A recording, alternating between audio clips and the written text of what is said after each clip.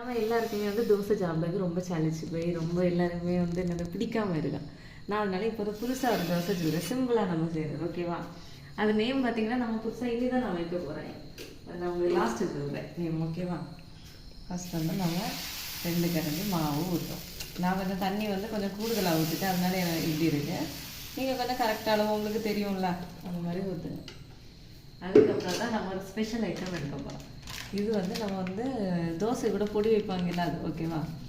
இதை வச்சு இந்த தோசை ஃபுல்லாக நல்லா தூவி அடியோ பப்பரப்பான்னு அடியை விடலாம். சரியா?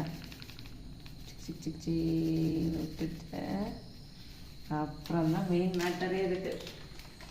அடுத்து பார்த்தீங்கன்னா 2 முட்டையை கலக்கி வச்சுருக்கேன். இதை எடுத்து இது அழகாக எடுத்து சைடோடு விடணும். ஓகேவா? இது நமக்கு வந்து எல்லா இதுலையுமே பண்ணோம். அப்போ தான் நமக்கு வந்து நம்ம சாப்பிடும்போது அந்த முட்டைக்கு இந்த இது இருக்கும், என்னது டேஸ்ட் இருக்கும். ஓகேவா? எங்கள் ஊரில் வந்து நல்ல மழை, ஸோ வந்து கரண்ட் எதுவும் இல்லை. அதான் நம்ம வந்து இருக்கிற இதில் வந்து சிம்பிளாக செஞ்சுருவோன்னு சொல்லிட்டு செஞ்சு சாப்பிட்டுட்ருக்கோம், நான் என்னோட ஹஸ்பண்ட். ஓகேவா?